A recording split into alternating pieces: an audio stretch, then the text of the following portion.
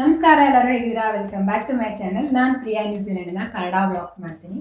ಒಂದು ಅಪ್ಡೇಟ್ ಕೊಡಬೇಕಿತ್ತು. ಏನಂದರೆ ನಾವು ಇನ್ನೊಂದು ಸ್ವಲ್ಪ ದಿನದಲ್ಲಿ ಇಂಡಿಯಾಕ್ಕೆ ಹೋಗ್ತಾ ಇದ್ವಿ. ಒಂದು 6 ತಿಂಗಳಾಯಿತು ನಾವು ಆಗಲೇ ಫ್ಲೈಟ್ ಟಿಕೆಟ್ಸ್ ಎಲ್ಲ ಬುಕ್ ಮಾಡಿ. ಅಕ್ಟೋಬರ್ ತಿಂಗಳಲ್ಲಿ ನಾವು ಬುಕ್ ಮಾಡಿದ್ದು. ಇನ್ನು ಫ್ಲೈಟ್ ಟಿಕೆಟ್ಸ್ಗೆಲ್ಲ ಎಷ್ಟಾಯಿತು ಅಂತ ಹೇಳೋದಾದರೆ, ನಾವು ಬೇಗ ಬುಕ್ ಮಾಡಿದ್ವಲ್ಲ, ಹಾಗಾಗಿ ಒಬ್ಬರಿಗೆ 50,000, ಅಂದರೆ ನನಗೆ 50,000, ನನ್ನ ಹಸ್ಬೆಂಡಿಗೆ 50,000 ಮತ್ತು ನನ್ನ ಮಗಳಿಗೆ 30,000. ಟೋಟಲ್ ಆಗಿ ಇಲ್ಲಿಂದ ವೆಲ್ಲಿಂಗ್ಟನ್ನಿಂದ ಇಂಡಿಯಾಕ್ಕೆ ಹೋಗೋದಕ್ಕೆ ಟೋಟಲ್ ಆಗಿ 1,30,30,000 ಖರ್ಚಾಯಿತು ಟಿಕೆಟ್ಗೆ ಅಂತ ಹೇಳಿ. ನಾವು ಇಲ್ಲಿಂದ ಇಂಡಿಯಾಕ್ಕೆ ಹೊರಟಿರೋದು ಮೇ 18ನೇ ತಾರೀಕಿಗೆ. ಇಲ್ಲಿಂದ ಡೈರೆಕ್ಟಾಗಿ ಇಂಡಿಯಾಕ್ಕೆ ಫ್ಲೈಟ್ಸ್ ಇಲ್ಲ, ಕನೆಕ್ಟಿಂಗ್ ಫ್ಲೈಟ್ಸ್ನೇ ತೊಗೋಬೇಕು. ಒಂದು ಇಲ್ಲಿಂದ ಅಂದರೆ ವೆಲ್ಲಿಂಗ್ಟನ್ನಿಂದ ಆಕ್ಲ್ಯಾಂಡಿಗೆ ಹೋಗಬೇಕು, ಇಲ್ಲ ಅಂತಂದರೆ ಕ್ರೈಸ್ಟ್ ಚರ್ಚಿಗೆ ಹೋಗಬೇಕು, ಇಲ್ಲ ಅಂತಂದರೆ ಸಿಡ್ನಿಗೆ ಹೋಗಬೇಕು. ಇಲ್ಲಿಂದ ಸಿಡ್ನಿಗೆ ಹೋದ್ವಿ ಅಂತಂದರೆ ಒಬ್ಬರಿಗೆ ಎಕ್ಸ್ಟ್ರಾ $150 ಕೊಡಬೇಕಾಗತ್ತೆ. ಹಾಗಾಗಿ ನಾವು ಯಾವ ರೂಟ್ ತೊಗೊಂಡ್ವಿ ಅಂತಂದರೆ ವೆಲ್ಲಿಂಗ್ಟನ್ನಿಂದ ಕ್ರೈಸ್ಟ್ ಚರ್ಚ್ ಟು ಸಿಂಗಪೂರಿಂದ ಫೈನಲ್ ಆಗಿ ನಮ್ಮ ಬೆಂಗಳೂರು. ನೀವು ಅನ್ಕೋಬೋದು ಇಂಡಿಯಾದಲ್ಲಿ ಮೇ ಮಂತು ಬೇಸಿಗೆ ಸಖತ್ ಸೆಕೆ ಇರುತ್ತೆ, ಜೂನ್ ಜುಲೈಯಲ್ಲಿ ಬರ್ಬೋದಿತ್ತು ಅಂಥೇಳಿ. ನಾವು ಕೂಡ ಹಾಗೆ ಅಂದ್ಕೊಂಡ್ವಿ ಫಸ್ಟು. ಆದರೆ ಈ ನ್ಯೂಜಿಲೆಂಡಲ್ಲಿ ಜೂನ್ ಜುಲೈ ಮತ್ತು ಆಗಸ್ಟ್ ಮಂತು ಕಂಪ್ಲೀಟ್ ವಿಂಟರ್ ಪೀಕಲ್ಲಿ ಇರುತ್ತೆ. ಸಖತ್ ಚಳಿ ಇರುತ್ತೆ, ಹೊರಗೆ ಹೋಗೋಕ್ಕಾಗಲ್ಲ. ವೆದರ್ ಅಂತೂ ಕೇಳೋದೇ ಬೇಡ, ಫುಲ್ಲು ಮೋಡ ಕವ್ಕೊಂಡಿರುತ್ತೆ. ಮತ್ತು ಆವಾಗ ಮಳೆ ಬರ್ತಾ ಇರುತ್ತೆ, ಥಂಡಿ ಗಾಳಿ ರಮ ರಮ ರಮ ರಮ ಬೀಸ್ತಾ ಇರುತ್ತೆ. ಮತ್ತು ಈ ವಿಂಟರಲ್ಲಿ ಒಂದಿಷ್ಟು ಜನ ಡಿಪ್ರೆಷನ್ಗೂ ಕೂಡ ಹೋಗ್ತಾರೆ. ಇದನ್ನು ಸೀಸ್ನಲ್ ಡಿಪ್ರೆಷನ್ ಅಂತ ಕರೀತಾರೆ.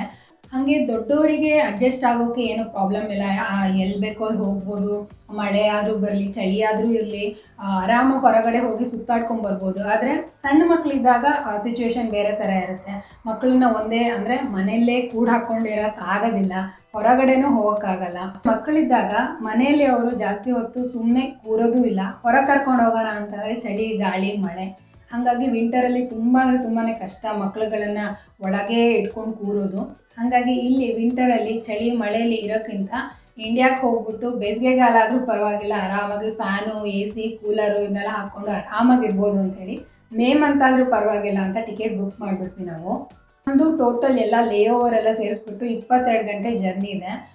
ನನಗಂತೂ ಸಖತ್ತು ಭಯ ಆಗ್ತಿದೆ. ಯಾಕೆ ಅಂತಂದರೆ ಇಂಡಿಯಾದಿಂದ ಇಲ್ಲಿಗೆ ಬರುವಾಗಲೂ 22 ಗಂಟೆ 23 ಗಂಟೆ ಜರ್ನಿ ಮಾಡ್ಕೊಂಡೇ ಬಂದಿದ್ದು. ಆದರೆ ಆವಾಗ ನಾನು ಫೀಡ್ ಮಾಡ್ತಾಯಿದ್ದೆ, ಬ್ರೆಸ್ಟ್ ಫೀಡ್ ಮಾಡ್ತಿದ್ದೆ. ಹಾಗಾಗಿ ಅವಳು ಏನಾದ್ರು ಹತ್ರೆ ಅಥವಾ ಕಿರಿಕಿರಿ ಮಾಡಿದ್ರೆ ಫೀಡ್ ಮಾಡಿಸಿ ಆರಾಮಾಗಿ ಮಲಗಿಸ್ತಾ ಇದ್ದೆ. ಆದರೆ ಇವಾಗ ಹಾಗಲ್ಲ, ಬ್ರೆಸ್ಟ್ ಫೀಡಿಂಗ್ ಸ್ಟಾಪ್ ಮಾಡಿದ್ದೀನಿ. ಇಷ್ಟು ಅವರ್ ಅಂದರೆ 22 ಗಂಟೆ ಅವಳನ್ನು ಹೆಂಗಪ್ಪ ಫ್ಲೈಟಲ್ಲಿ ಕೂರಿಸ್ಕೊಂಡು ಹೋಗೋದು ಅಂಥೇಳಿ ಒಂಥರ ತಲೆ ಕೆಟ್ಟು ಹೋದಂಗೆ ಆಗಿಬಿಟ್ಟಿದೆ. ನೀವು ಯಾರಾದರೂ ಈ ಥರ ಮಕ್ಳುಗಳ ಜೊತೆ ಲಾಂಗ್ ಜರ್ನಿ ಮಾಡಿದಾಗ ಸ್ಕ್ರೀನ್ ಟೈಮ್ ಕಡಿಮೆ ಕೊಟ್ಟು ಹೆಂಗೆ ಮಕ್ಕಳನ್ನ ಎಂಗೇಜಿಂಗಾಗಿ ಇಟ್ಕೊಂಡ್ರಿ ಅಂಥೇಳಿ ಒಂದು ಸ್ವಲ್ಪ ಕಮೆಂಟ್ ಮಾಡಿ, ನನಗೂ ಕೂಡ ಹೆಲ್ಪ್ ಆಗುತ್ತೆ. ಈಗ ನಾವು ವೆಕೇಷನ್ಗೆ ಅಂತ ಬರ್ತಾ ಇರೋದು, ಆದರೆ ನಮ್ಮದು ಲಾಂಗ್ ವೆಕೇಷನ್. ನಾನು ನನ್ನ ಮಗಳು ಸ್ವಲ್ಪ ದಿನ ಅಲ್ಲೇ ಇರಬೇಕು ಅಂತ ಅಂದ್ಕೊಂಡಿದ್ದೀವಿ. ನನ್ನ ಹಸ್ಬೆಂಡ್ಗೆ ಬರೀ 3 ವೀಕ್ಸ್ ಅಷ್ಟೇ ರಜೆ ಸಿಕ್ಕಿರೋದು. ಅವರು 3 ವೀಕ್ಸ್ ಮುಗಿಸ್ಕೊಂಡು ಇಂಡಿಯಾದಲ್ಲಿ ಮತ್ತೆ ಅಂದರೆ June 1st weak 2nd weak ಹಾಗೆ ವಾಪಸ್ ಬರ್ತಾರೆ ವೆಲ್ಲಿಂಗ್ಟನ್ಗೆ. ನಾನು ನನ್ನ ಮಗಳು ಆರಾಮಾಗಿ ನಮ್ಮ ಅಪ್ಪ ಅಮ್ಮನ ಜೊತೆ, ನನ್ನ ಅತ್ತೆ ಮಾವನ ಜೊತೆ ಆರಾಮಾಗಿ ಟೈಮ್ ಸ್ಪೆಂಡ್ ಮಾಡೋಣ ಅಂತ ಅಂದ್ಕೊಂಡಿದ್ದೀವಿ. ನಾವು ಇಷ್ಟು ದಿನ ಮಿಸ್ ಮಾಡ್ಕೊಂಡಿದ್ವಲ್ಲ ಫ್ಯಾಮಿಲಿ ಟೈಮು ಮತ್ತು ಚಾಟ್ಸ್ಗಳು, ಎಸ್ಪೆಷಲಿ ಶಿವಮೊಗ್ಗದಲ್ಲಿ DVS ಸರ್ಕಲ್ ಪಾನಿಪುರಿ ಅಂತೆ, ಮತ್ತು ರವಿ ಪಾನಿಪುರಿ, ಭಟ್ರ ಪಾನಿಪುರಿ, ಇದನ್ನೆಲ್ಲ ಶಿವಮೊಗ್ಗಕ್ಕೆ ಬಂದು ತಿಂದೇ ಇರೋಕ್ಕಾಗತ್ತಾ? ಒನ್ ಮೋರ್ ಅಂತೇಳಿ ತಿಂತಾ ಇರೋದೆ ಅಲ್ಲಿಗೆ ಬಂದು. ಸಖತ್ತು ಎಕ್ಸೈಟ್ಮೆಂಟಲ್ಲಿದ್ದೀವಿ ನಾವಂತೂ ಇಂಡಿಯಾಗೆ ಬರೋದಕ್ಕೆ. ಇದೊಂದು ಅಪ್ಡೇಟ್ ಕೊಡಬೇಕಿತ್ತು, ಹಾಗಾಗಿ ನಾನು ಈ ವಿಡಿಯೋ ಮಾಡಿದೆ. ಇದಾಗಿತ್ತು ಇವತ್ತಿನ ವಿಡಿಯೋ. ಈ ವಿಡಿಯೋ ಇಷ್ಟ ಆಗಿದ್ರೆ ಪ್ಲೀಸ್ ಲೈಕ್ ಮಾಡಿ, ಹಾಗೆ ಸಬ್ಸ್ಕ್ರೈಬ್ ಮಾಡೋದನ್ನು ಮರಿಬೇಡಿ. ನೆಕ್ಸ್ಟ್ ವಿಡಿಯೋದಲ್ಲಿ ಮತ್ತೆ ಮೀಟ್ ಮಾಡ್ತೀನಿ. ಅಲ್ಲಿ ತನಕ ಬಾಯ್.